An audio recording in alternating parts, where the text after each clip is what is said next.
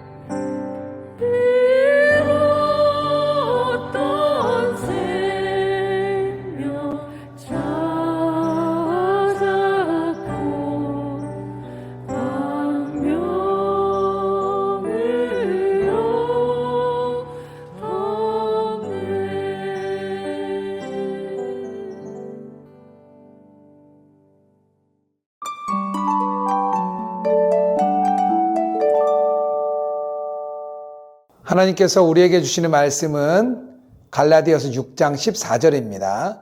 그러나 내게는 우리 주 예수 그리스도의 십자가 외에는 결코 자랑할 것이 없으니 그리스도로 말미암아 세상이 나를 대하여 십자가에 못 박히고 내가 또한 세상에 대하여 그러하니라.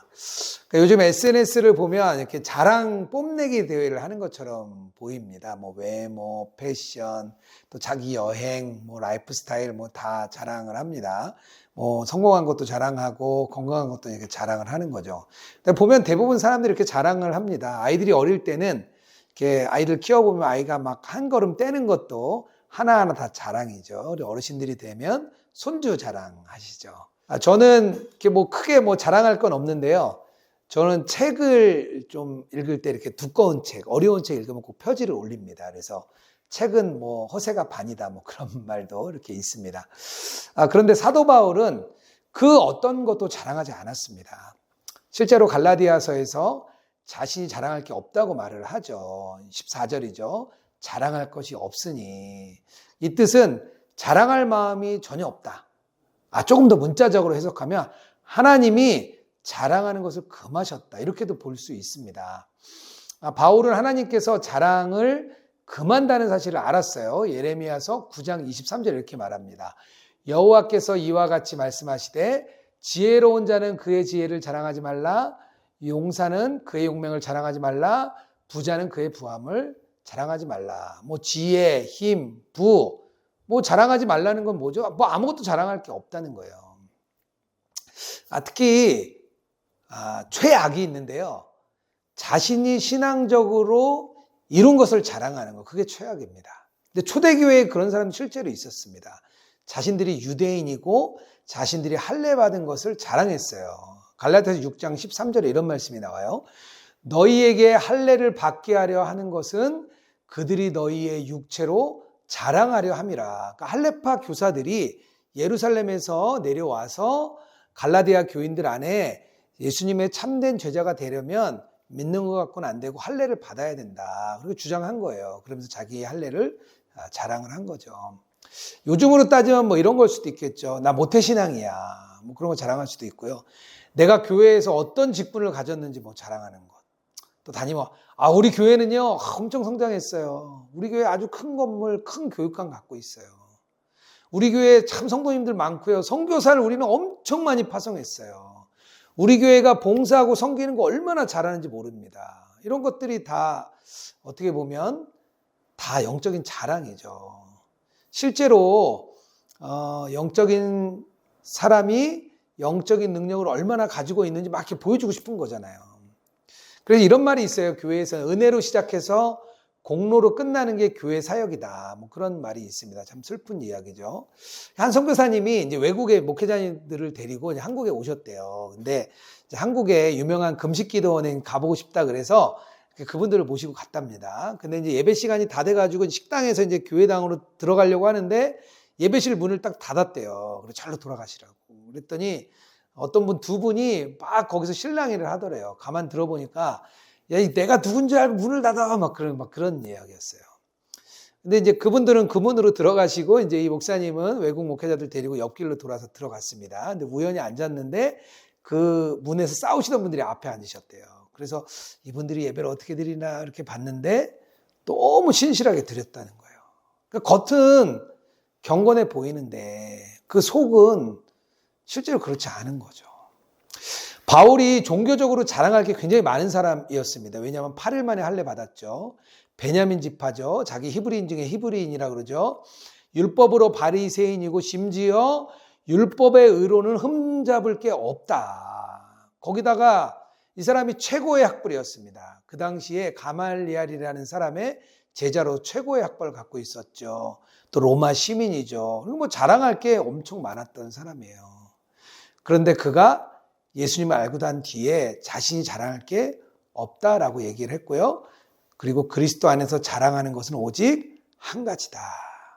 내게는 주 예수 그리스도의 십자가 외에는 결코 자랑할 것이 없으니 그렇게 말씀을 하셨습니다. 십자가 한 가지가 유일하게 허용된 자랑거리입니다. 이것이 놀라운 것은요, 그 당시에 십자가는 자랑할 만한 게 아니었습니다.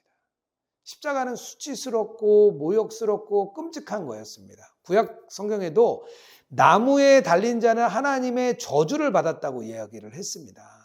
존 스토트가 이렇게 말을 해요. 바울은 평범한 로마 시민이라면 수치이자 불명예로 여길 십자가, 그것을 자랑하고 영광으로 삼았다. 그렇게 말합니다. 그렇다면 바울은 왜 십자가만 자랑했을까요? 그리스도인들은 왜 십자가만 자랑해야 될까요? 첫 번째로 십자가는 죄의 죽음을 의미하기 때문입니다. 십자가 외에는 결코 자랑할 것이 없으니 그리스도로 말미암아 세상에 나를 대하여 십자가에 못 박히고 내가 또한 세상에 대하여 그러하니라. 그러니까 세상은 죄가 인간을 다스리는 곳입니다. 모든 인간은 세상에 있을 때 죄를 지으며 살아갑니다.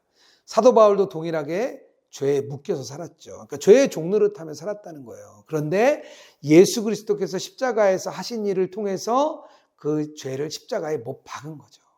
죄의 책임을 대속하셨고요. 죄를 완전히 끝장내 버리셨습니다. 그리스도인은 이제 죄의 종노릇하는 종이 아닙니다. 하나님의 자녀가 되었습니다. 그래서 이것이 우리에게 죄의 종말을 말합니다. 이제는 죄가 우리를 통제하지 못합니다. 점차적으로 우리는 죄와 전혀 상관없는 상태가 되어 갈 것이에요. 그래서 우리가 십자가만 자랑하라고 말을 합니다. 누가복음 23장에 예수님의 십자가 좌우에 달린 강도가 있습니다. 여기서 강도는 절도범이 아니에요. 그때 당시의 강도를 보면 로마에 대항했던 반역자들일 가능성이 큽니다. 그러니까 로마는 단순한 절도범을 십자가 처형하지 않았어요. 로마에 정치적으로 저항하는 사람들을 십자가에 이렇게 돌아 죽게 했습니다.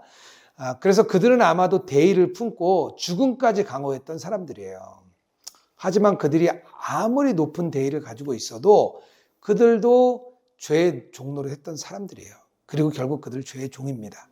그런데 십자가 달리실 때 예수님 우편에 앉았던 그 강도가 예수님을 진정한 왕으로 고백합니다.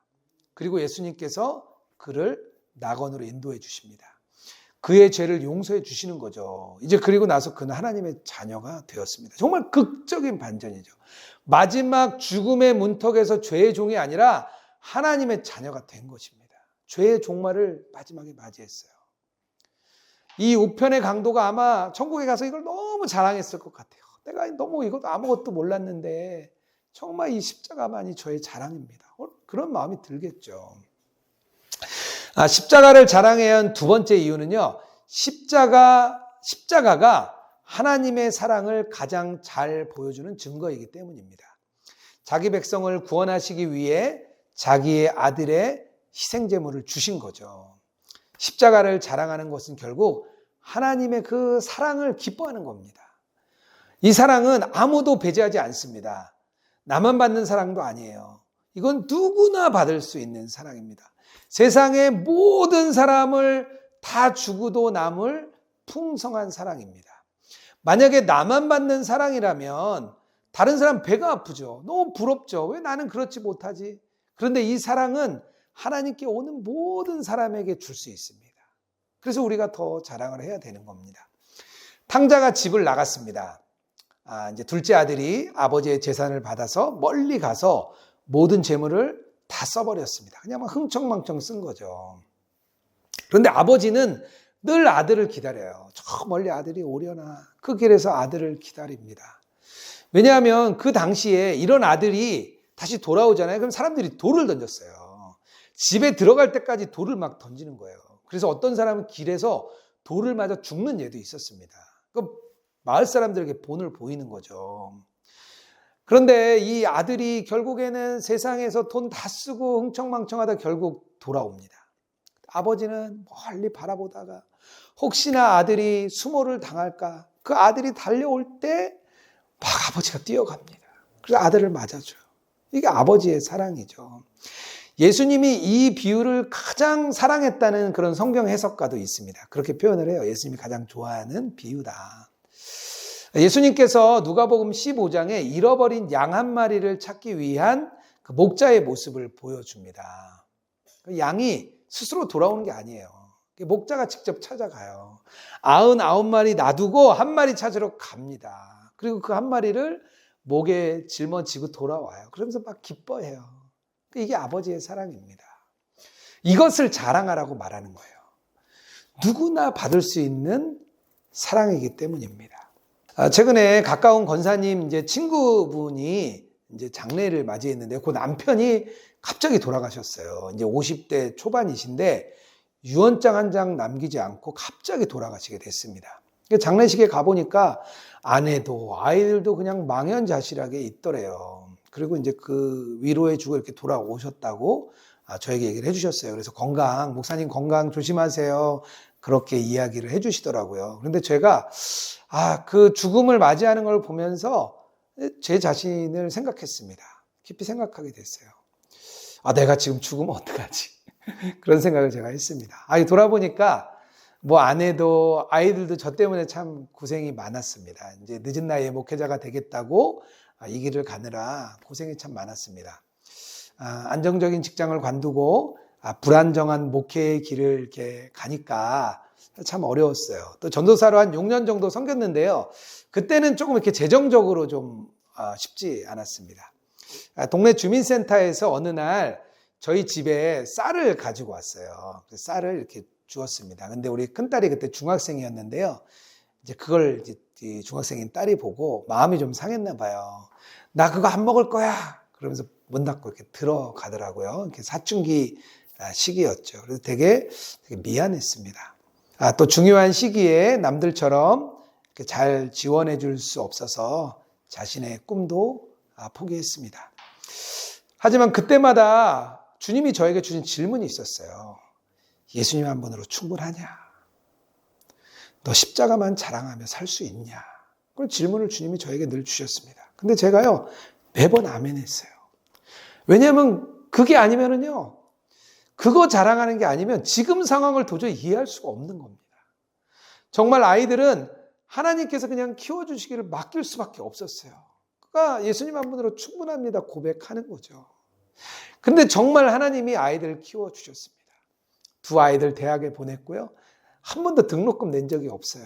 국가에서도 주고 또 장학금도 받고 그래서 아이들이 지금 2 아이가 대학생이 됐습니다. 정말 예수님 한 분으로 충분합니다 이렇게 고백할 수 있는 저의 자랑이 되었습니다.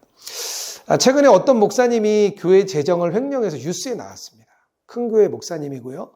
보니까 그 지역에서 굉장히 존경받는 그런 분이셨어요. 그분이 이제 조롱거리가 됐습니다. 왜 그랬을까? 생각해 보면 그 십자가만 자랑하지 않고 자기도 세상처럼 부유하게 살고 싶고 남들처럼 자녀 유학도 시키고 공부시켜 주고 싶고 그냥 세상 사람들처럼 살고 싶은 마음이 있었겠죠. 그러니까 결국에는 그런 길에 가게 됐습니다. 우리는 오직 예수님만 따르지 않고 세상 따라가게 되면요, 우리는 주변에 조롱거리가 됩니다. 우리 사랑하는 성도 여러분, 고난주간 금요일을 맞이했습니다. 오늘 마지막 날입니다. 여러분은 무엇을 자랑하고 살고 계십니까? 세상의 자랑이 여러분의 혹시 자랑은 아닙니까? 정말 십자가만 자랑하며 살고 계십니까? 이번 고난주간에 다시 십자가만 자랑하는 삶으로 전환되기를 바랍니다. 그 길이 바로 그리스도인의 길입니다. 같이 기도하겠습니다. 하나님, 우리가 무엇을 자랑하며 사는지 이 시간 돌아보았습니다. 우리가 세상의 힘과 부와 명예 자랑하지 않고 오직 십자가만 자랑하는 저희들 되게 하여 주시옵소서.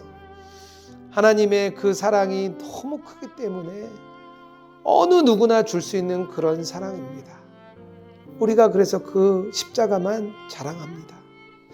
이 십자가가 우리를 구원하는 십자가이기 때문에 주님 이 십자가를 자랑합니다. 우리가 세상의 어떤 것보다 예수님 한 분으로 충분합니다 고백하며 십자가만 자랑하는 저희들 되게 하여 주시옵소서. 고난주간 마지막 날을 맞이했는데 오늘 하루 십자가만 자랑하다가 주일을 맞이하는 그런 저희들이 될 수 있도록 붙잡아 주시옵소서.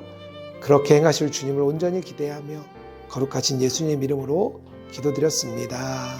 아멘.